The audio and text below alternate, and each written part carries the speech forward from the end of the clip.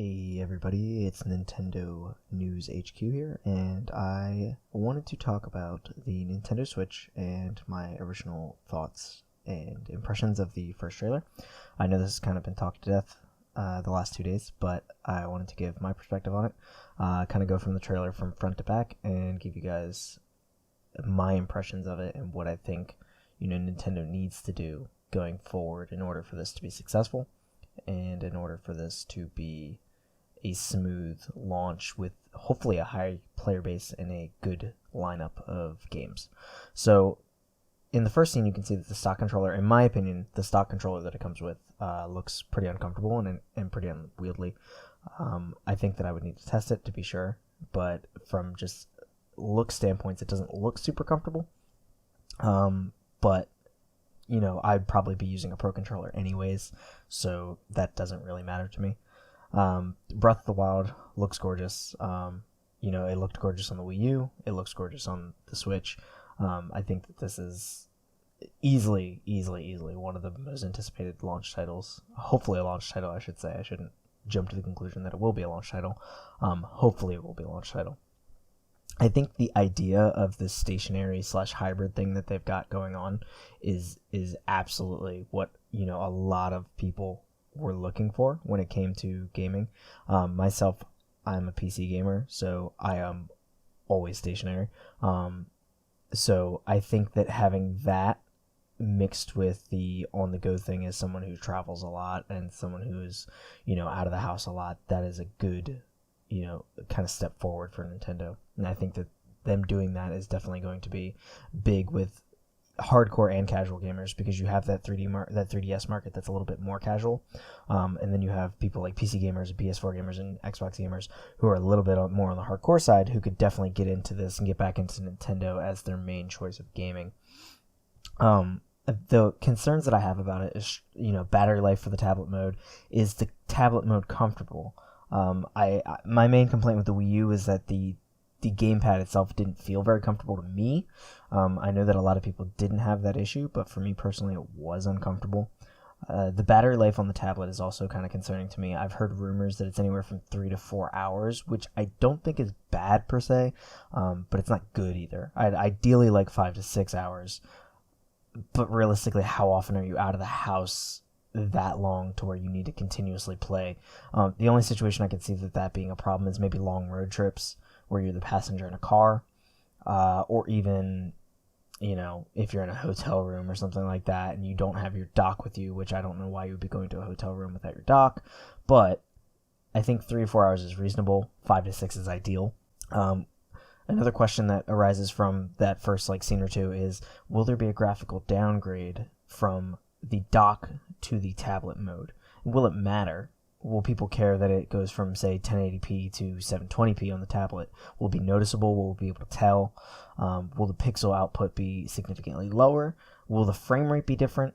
All things that I think Nintendo kind of has to come forward and answer at some point, hopefully within the next few weeks or so.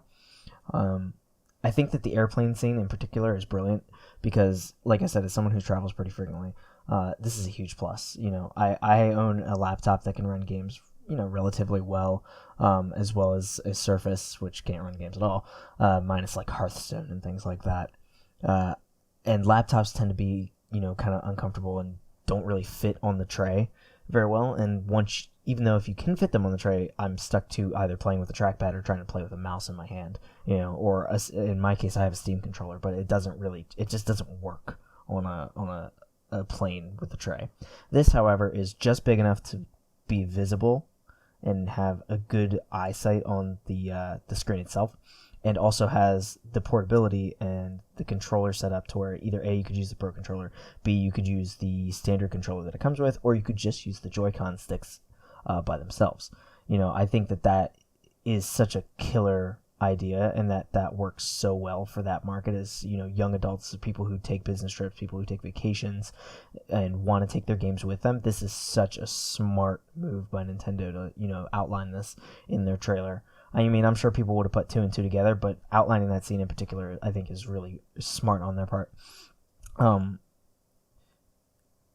Another thing is that, in particular with that scene, is that I'm not super pumped about using strictly the joysticks to play a game like Skyrim. Again, I would need to test that and see how it feels.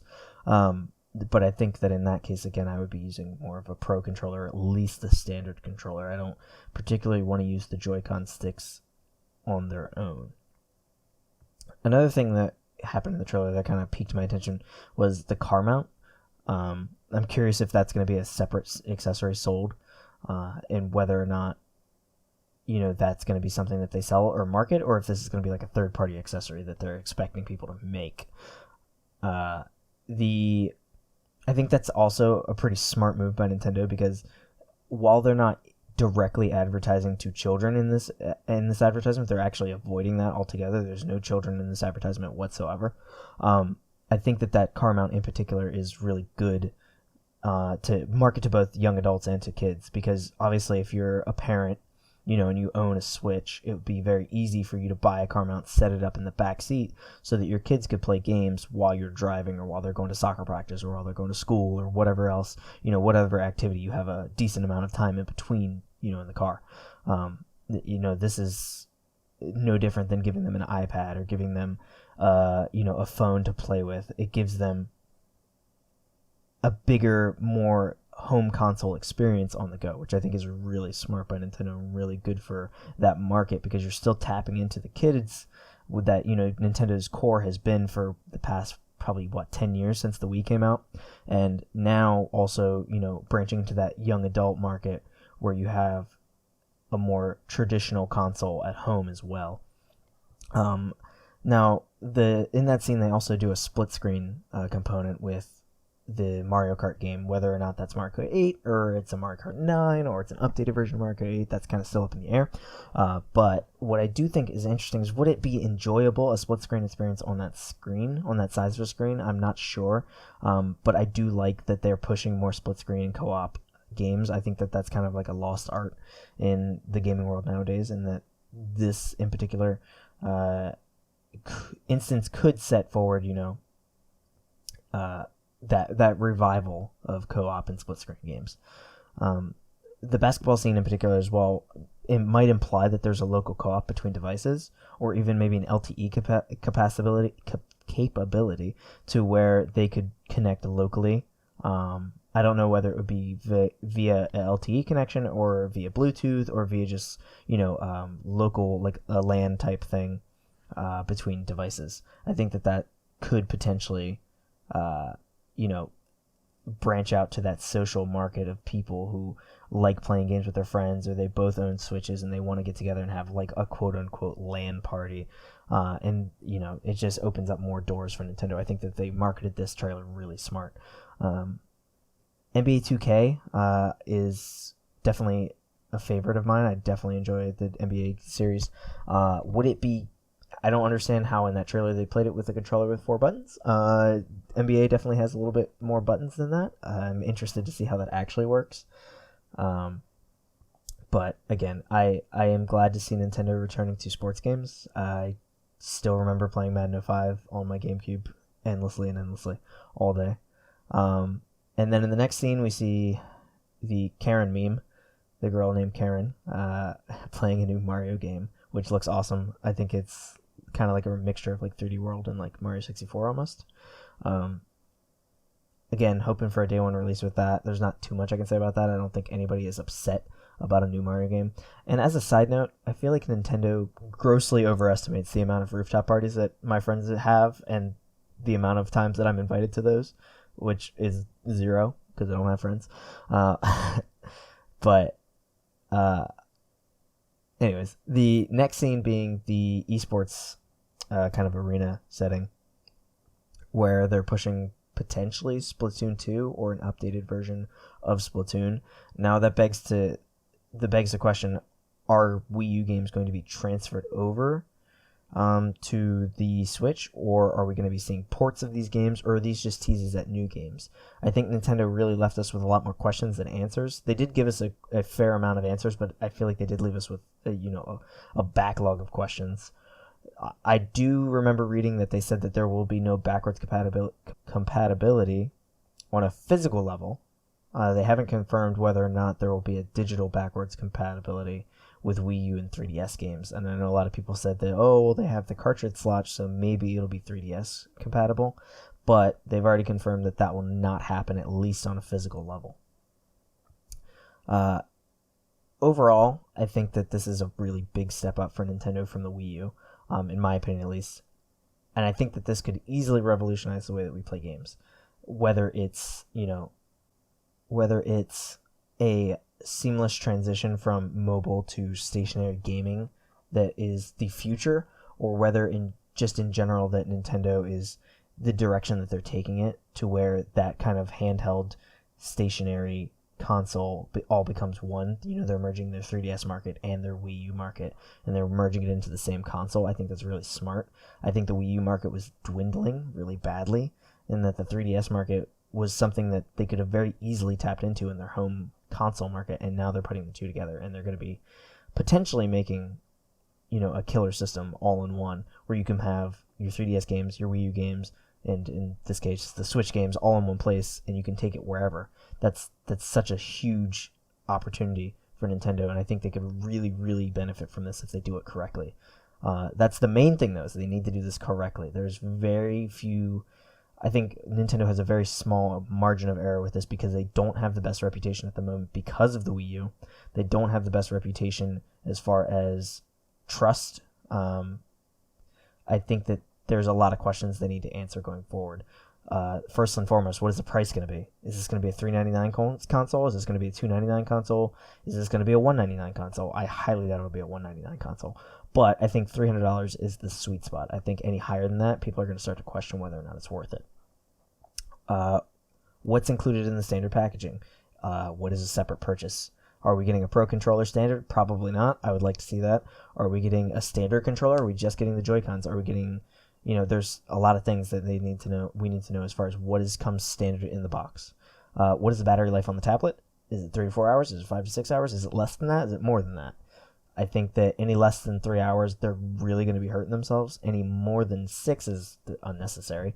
But I think that if it's anything less than 3, they're really, really going to be hurting themselves. Will the dock increase the power of the console? I've heard rumors that say yes. I've also read things that say no, it's strictly just to increase the performance. And what I mean by that is that the dock will be cooling the system so that it can run at a higher clock speed. So a higher CPU, higher GPU. So technically would output more performance, but it doesn't actually give any graphical fidelity to the console. Will Nintendo support their platform long term?